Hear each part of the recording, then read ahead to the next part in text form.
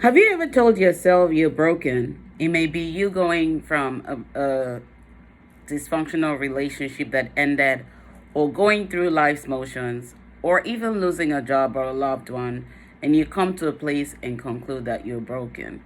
Reality is that there is no such thing as brokenness. We go through life moments when we become dissociated from our true selves, and that is the state we often refer to as brokenness.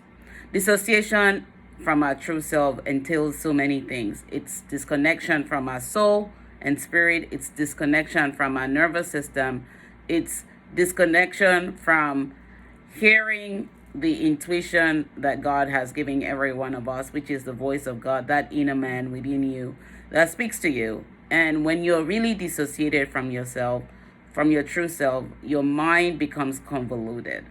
And that is what we refer to as the state of brokenness. But reality is that none of us is broken. We are consciously being reminded that we are disconnected. And because our emotions are the teachers and the feelings also complement the emotions that really bring us back home, we're not able to connect the dots to see that we are not in alignment with who we were created to be and become. So today my challenge to you is, before you call yourself broken, take a look at where you are. Are you in alignment, spirit, body, soul, and mind? Because those four have to be in alignment. If you're not in alignment with your spirit, soul, body, and mind, and then you have to come back home to yourself and take a pause from everything you're doing. Sit down and reflect and ask yourself the questions. Where is my mind? Because the mind is the most deceitful part of the being, of our being. And when the mind becomes deceitful, it becomes cluttered with so many things: unprocessed emotions, unrealistic thoughts, fear, ego, and it goes on and on and on. And you find yourself having insomnia, anxiety, depression from that experience. And so, without you sitting down and saying, in this moment, what is my mind thinking? Where are those thoughts coming from?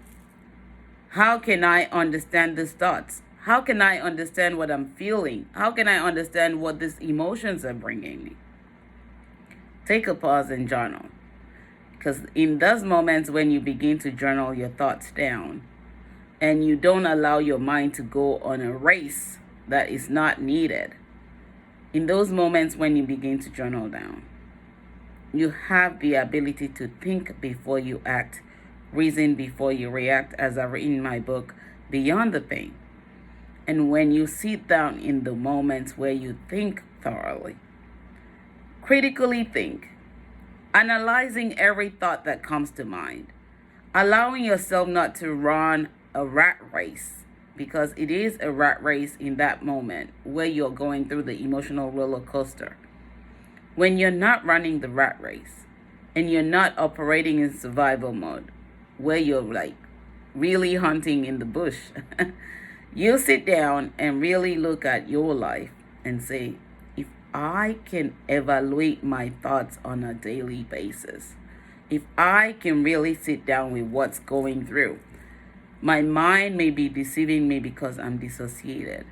And you start to pick out the pieces. When does this dissociation happen? How can I trace my steps back? No one can trace your steps back for you, but you can work with a coach or a therapist or a counselor to get back on track.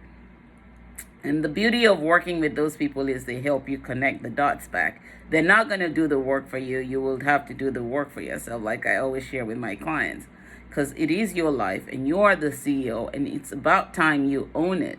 And when you own it, you're able to deal with the consequences and say, you know what? I commit to changing my mind. I commit to changing my story. I commit to changing my life. And the moment you start to look at those things that you journal down, you're able to set goals to really turn the clock around, turn the situation around, not the clock, because you can't go back in time. Time always goes forward, and the past doesn't exist. So it's about sitting down and aligning yourself with the goals that you're going to create. And as you align yourself with the goals, you set a timeline. Remember, you don't own time. You only own this moment that's loaned to you. So you can't even procrastinate about the time that you don't know anything about. But in this time, in this moment that you have, set those goals and start in this moment. Because if you don't start, you will never accomplish the results you're looking for. And the only one who will stop you from moving forward will be you in that moment.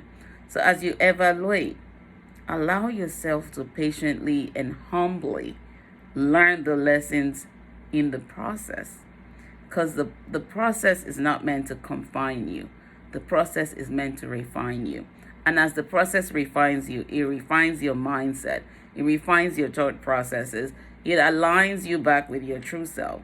And when you do the work, you would accomplish the results with no regrets, but with the understanding that life brings us lessons that we can turn into blessings and opportunities to evolve in life's journey while we're still breathing and living. Remember, the only one who can stop you is you.